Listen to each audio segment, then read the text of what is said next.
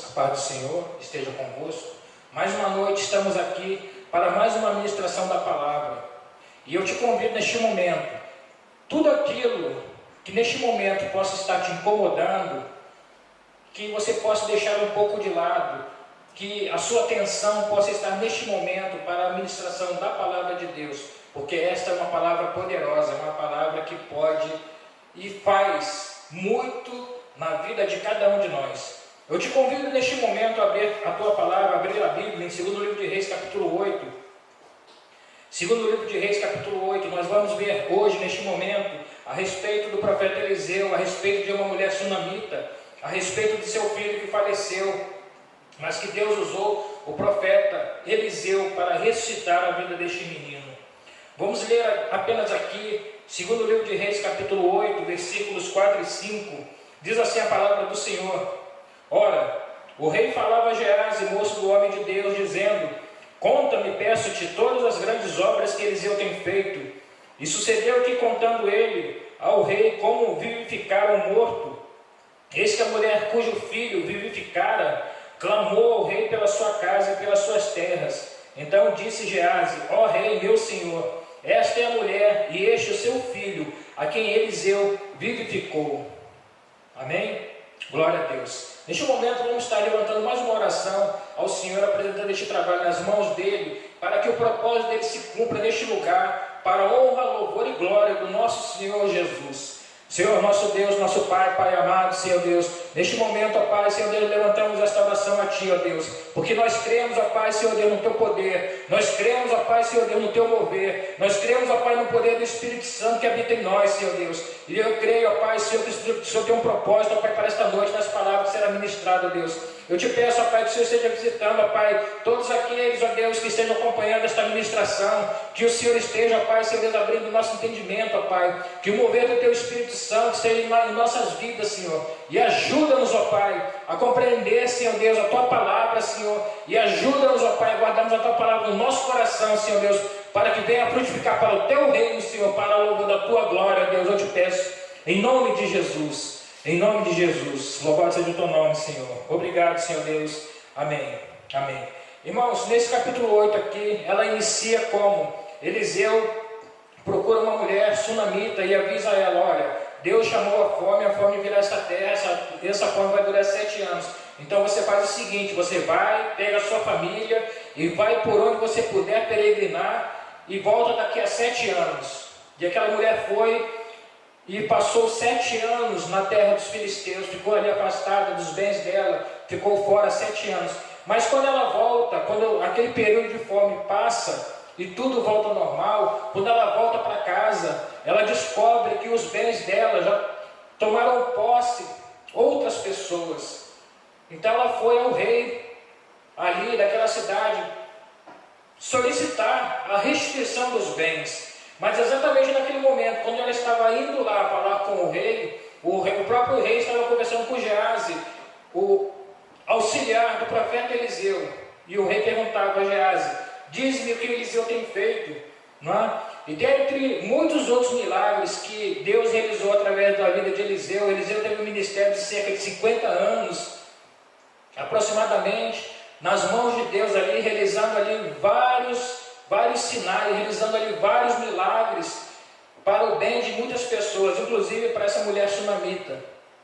Então, o rei ali conversando ali com Geazi, perguntando: diz-me, conta-me o que Eliseu tem feito, porque o rei gostava de ouvir aquelas histórias ali. E Elias, que é o profeta que veio antes de Eliseu sucedeu Elias também teve um caso parecido. Deus usou Elias para ressuscitar o filho de uma viúva.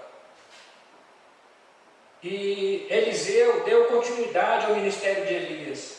E enquanto Geazi estava conversando ali com o rei, falando para o rei que Deus havia usado Eliseu para ressuscitar a vida de uma criança morta, naquele momento, quando Geazi estava falando aquilo para o rei, é o momento que aquela mulher chega para conversar com o rei e pedir a restituição das terras dela.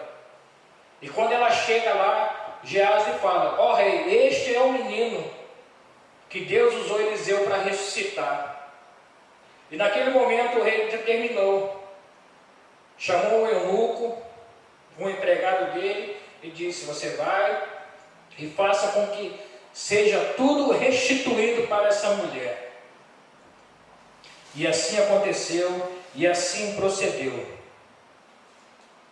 Então, veja bem, algumas coisas, às vezes, que acontece, normalmente quando acontece, a gente não está entendendo, às vezes, o processo, mas tudo tem um propósito. Diz a palavra de Deus em Romanos, que todas as coisas contribuem para o bem daqueles que amam a Deus, daqueles que são chamados segundo o seu propósito. Então vamos ver aqui algo glorioso, o mover de Deus demonstrar de uma forma poderosa. Vamos iniciar ali, segundo o livro de Reis, no capítulo 4, quando inicia a história dessa mulher sunamita.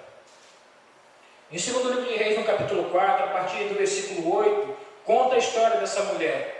Diz que Eliseu passava num determinado caminho, né? E, no caso, ele ia passando em Sunem, por essa mulher chamada de sunamita. Eliseu passando ali numa cidade chamada Sunem, e havia ali uma mulher rica, que era essa mulher sunamita. E essa mulher, ela se dispôs a acolher Eliseu e dar pão para ele, dar alimento. E logo depois, ela também se dispõe, ela conversa com o marido dela: vejo que esse homem que passa sempre por nós aqui é um santo homem de Deus.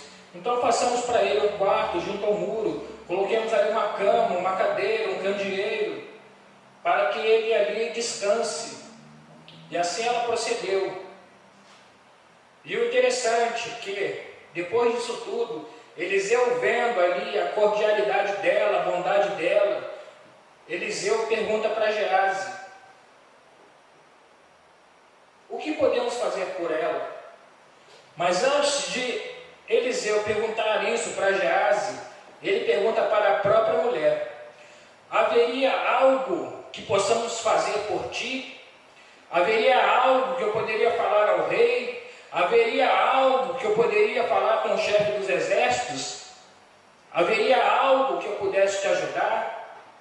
E ela responde: não, meu senhor, eu habito no meio do meu povo, ou seja, comigo está tudo bem. Então ela não quis, talvez, se aproveitar daquela situação, daquela atitude de bondade que ela tinha em receber Eliseu na casa dela em troca de favores. Então ela falou: não, senhor, comigo está tudo bem, não estou precisando de nada. Agora, algo interessante. Naquele momento que Eliseu perguntou para ela se ela precisava de algo para falar com o rei,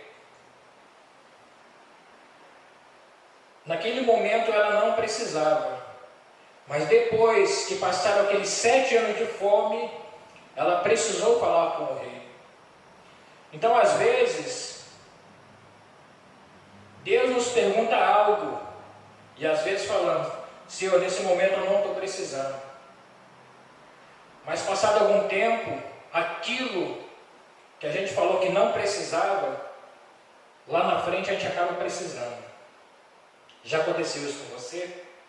Já aconteceu comigo isso muitas das vezes. Às vezes Deus fala algo comigo, eu digo: eu não estou precisando disso. Mas lá na frente, quando passa algum tempo, aí eu vejo: por que eu não fiz aquilo que Deus me pediu lá atrás? Não é?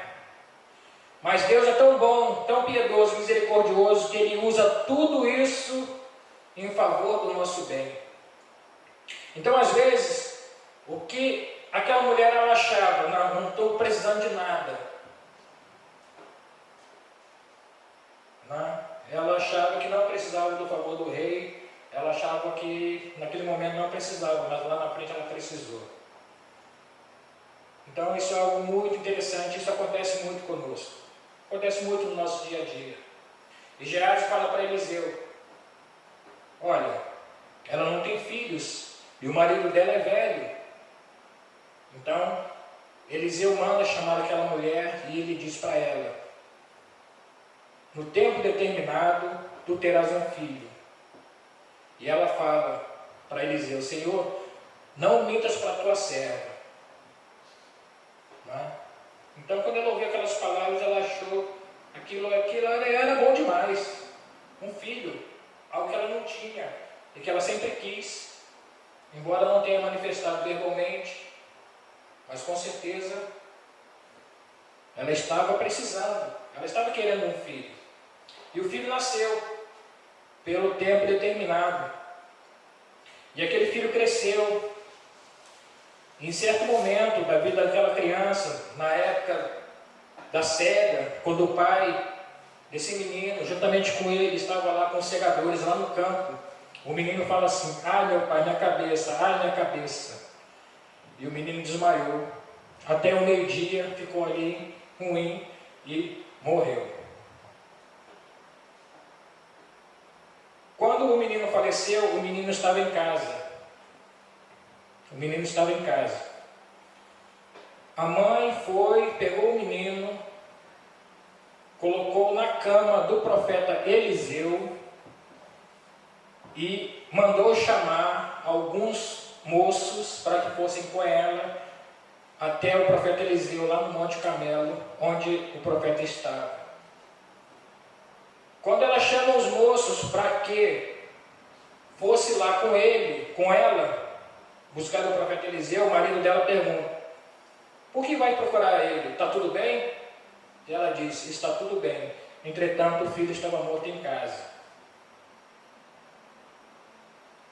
Então, o que podemos aprender com essa mulher? O filho dela estava morto dentro de casa, mas ela aplicou algo, talvez sem saber, algo que está em Romanos, capítulo 4, versículo 17. Ali diz que Deus é o que vivifica os mortos e traz à existência as coisas que não são como se já fossem. E fala exatamente a respeito de Abraão em Romanos 4. Por quê? Lá no livro de Gênesis, a partir do capítulo 12, vem o chamado de Abraão: Abraão, sai da tua casa, da tua parentela, e vá para a terra que eu te mostrarei. E no decorrer da vida de Abraão, Deus faz uma promessa: você terá um filho, não é? E depois que aquele filho nasce, depois de algum tempo, Deus fala: agora eu quero aquele filho em sacrifício. Primeiro Deus deu o filho, depois Deus pediu o filho em sacrifício. Aquilo ali foi pura e simplesmente uma tipologia a respeito de Jesus, a respeito que Deus Pai faria com o próprio Filho Jesus, em favor de toda a humanidade. Então aquela mulher ali, ela estava ali com o filho morto dentro de casa. Entretanto, deixou o filho na cama do profeta Eliseu. Agora, por que ela fez isso? Aquela mulher, ela tinha a certeza absoluta de que, como ela não tinha pedido um filho, mas como Deus deu o filho para ela tinha no coração dela: eu não pedi, Deus me deu. E para Deus tirar, eu não acredito que Deus vai fazer isso. Esse é o ponto desta mensagem. Se esse filho não tivesse morrido nesse momento, depois que ela vai lá, busca Eliseu, Eliseu vai até ela, vai até a casa dele, a casa dela, vai até o quarto dele, ora pelo menino, e Deus ressuscita o menino. O que acontece? Se esse menino não tivesse falecido, ela provavelmente não teria recebido de volta aquelas terras que ela teve que abandonar quando teve período de fome. Você está entendendo agora? Você está entendendo o processo de Deus? Às vezes Deus permite que algo aconteça na sua vida agora, para que lá na frente venha servir de livramento para você. E é por isso que muitas das precisa ter calma, paciência e compreender e pedir: Senhor, me ajuda a suportar este momento, porque eu sei que esse momento que eu estou passando vai servir de livramento para mim lá na frente. Vai ser um canal de bênção de alguma forma, eu não sei como, mas que isso vai acontecer, vai em nome de Jesus. Se o filho dessa mulher não tivesse morrido, se ela não tivesse acontecido isso, como que ela teria recebido de volta aquelas terras? Porque provavelmente Geazi iria contar várias coisas, mas nada envolvendo ali aquela mulher sunamita, nada envolvendo aquela mulher que estava ali 7 anos depois, na porta do rei, pedindo: Senhor, eu preciso das minhas terras de volta. O rei simplesmente ia dizer: da mesma forma que você quer, muitos também querem. Mas diante daquele milagre ali, que Eliseu operou ali, no poder de Deus, o poder de Deus operando ali na vida de Eliseu, ressuscitando aquele menino, deu àquela mulher a condição, o suporte necessário para aquilo que ela havia perdido fosse restaurado. Glória a Deus. E esse é o fundamento. Agora, por que essa mulher colocou o filho morto? Por que não colocou no quarto dela, nem no quarto dele, mas no quarto do profeta? Porque foi a mesma coisa que Eliseu fez com o filho da viúva. Primeiro livro de Reis, capítulo 17, fala dessa mulher, uma viúva pobre, uma viúva de Sarepta de Sidom. Eu creio assim, que quando Eliseu estava ali, ia para lá, ficava naquele quarto que ela construiu, Eliseu dava testemunho a respeito do que Elias tinha feito no ministério dele também. Porque assim, irmãos, pessoas de Deus vão falar das coisas de Deus. Quem é de Deus vai testemunhar das coisas de Deus. Quem é de Deus vai estar envolvido com as coisas de Deus. Vamos estar envolvidos com a palavra, vamos estar envolvidos com os irmãos, vamos estar envolvidos com a obra. E é para isso que Deus nos chama, para que estejamos envolvidos com Ele, que estejamos na presença dEle, estejamos dedicados naquilo que Ele tem para cada um de nós. Porque quanto mais nos aproximamos dEle, quanto mais realizamos, mais Ele abençoa, mais Ele libera. Mas Ele libera não é porque Ele não quer, é porque precisamos passar por etapas. Precisamos passar, como vimos aqui anteriormente, precisamos ter um crescimento. Então, quando Eliseu conversava com aquela mulher, estava ali, se recolhia para ali, sempre que ele tinha oportunidade, ele falava a respeito do reino de Deus. Ele falava a respeito de Elias, o que Elias tinha feito ali, não é? E provavelmente também Eliseu tenha falado para essa mulher, quando Elias foi arrebatado e levado ao céu. Por 3 vezes, Elias fala para Eliseu. No segundo livro de Reis, no capítulo 2, Eliseu fala por 3 vezes. Capítulo 2, nos versículos 2, versículo 4 e versículo 6. Vive o Senhor e vive a tua alma, que te não deixarei. E foram a Betel, e ali Elias falava para Eliseu: fica aqui que eu vou seguir adiante. Ele falava: vive o Senhor e vive a tua alma, que não te deixarei. E no versículo 6, Eliseu falou novamente: vive o Senhor e vive a tua alma, que te não deixarei. E eles prosseguiam adiante, porque Elias falava: fica aqui que eu vou prosseguir adiante. Eliseu: não, eu vou contigo. Fica aqui que eu vou prosseguir adiante. Não, vive o Senhor e vive a tua alma, que eu não te deixarei. E aí, se formos olhar aqui dentro da palavra, no segundo livro de Reis, no capítulo 4, antes de Deus usar Eliseu para ressuscitar o filho da viúva, Eliseu fala para aquela mulher. Eliseu fala para aquela mulher, né? No versículo 27, segundo livro de Reis, capítulo 4, versículo 17. Chegando ela, pois, ao homem de Deus ao monte, pegou nos seus pés, mas chegou Geazi para retirar. Disse, porém, o homem de Deus: deixa, porque a sua alma está triste de amargura, e o Senhor me encobriu e não o manifestou. Então veja bem, o profeta de Deus, mesmo sendo profeta de Deus, mesmo sendo homem de Deus, nem tudo Deus revela. E aqui está a prova.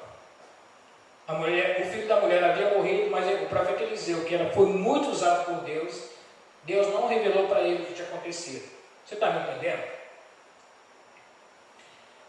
Aí no versículo 30, o que a mulher fala para Eliseu? Porém disse a mãe do menino: vive o Senhor e vive a tua alma, que não te hei de deixar. Então ela se levantou e a seguiu. Foi a mesma palavra que Eliseu, o próprio Eliseu, disse para Elias: vive o Senhor e vive a tua alma, que eu não te deixarei. Agora o que ela fez? Quando ela colocou o filho morto ali na cama de Eliseu, na cama do profeta, o que ela fez quando ela repete as mesmas palavras de Eliseu: vive o Senhor e vive a tua alma, que eu não te deixarei? Ela colocou em prática a palavra que ela ouviu. E Romanos, no capítulo 15, no versículo 4, diz que tudo que foi escrito para nosso ensino foi escrito. Então tudo que está aqui é para o nosso ensino, é para o nosso entendimento. Amém? Então tudo aquilo que está escrito na palavra de Deus foi escrito, inspirado pelo Espírito Santo. O que foi escrito, não o que as pessoas fizeram, porque existem boas e más atitudes aqui na palavra de Deus, mas o que foi escrito, para nosso ensino foi escrito. Romanos 15, versículo 4 diz isso. E da mesma forma que diz aqui, segundo o livro de Reis, no capítulo 4, no versículo 8, diz que a mulher reteve para comer pão.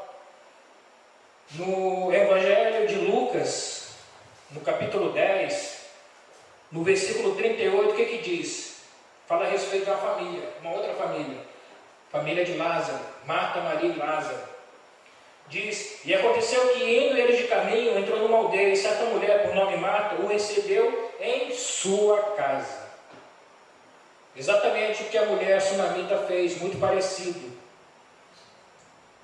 E tinha esta uma irmã chamada Maria, a qual, assentando-se também aos pés de Jesus, ouvia a sua palavra. A família de Lázaro é algo bem interessante. Marta, aquela que pratica as boas obras. Maria, aquela que está sempre sentada aos pés de Jesus.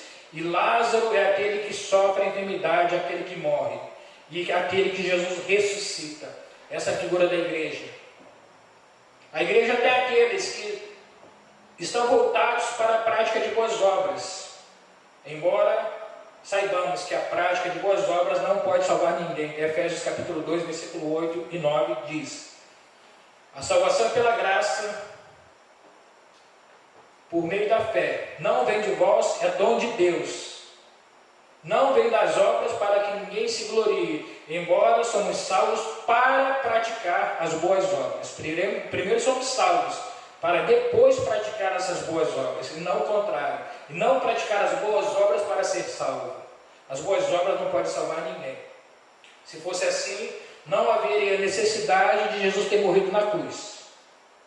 Porque o próprio Jesus disse lá no Getsemane: Senhor, se possível, passa de mim esse cálice. Se boas obras pudessem salvar alguém, o próprio Deus teria falado: não, meu filho, não precisa, porque boas obras vai salvar a humanidade. Então não vai.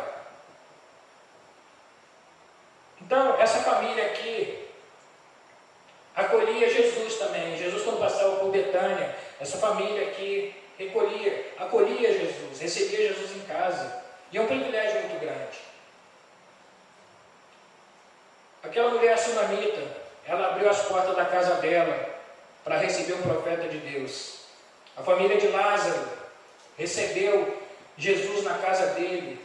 E a família de Lázaro e o próprio Lázaro foi ressuscitado depois de 4 dias de morto.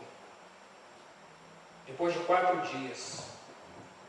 Então, isso é algo glorioso. Isso nos mostra o quê? Apocalipse capítulo 3, versículo 20 diz o quê? Eis que estou à porta e bato. Se alguém abrir a porta, eu entrarei e eu cearei com ele e ele comigo. O que o Senhor Jesus ele quer de cada um de nós é que abramos a porta do nosso coração, porque Ele quer fazer na minha e na sua vida algo glorioso. Ele quer o ministério de Eliseu na vida dessa mulher sunamita. O que Eliseu fez na vida dele, na vida dela, foi restituir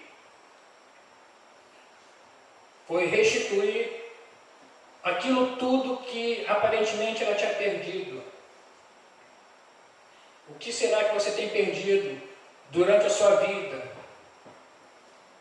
Algo que você quer resgatar, algo que você gostaria de reconstruir. Sozinho, sozinha, você não vai conseguir.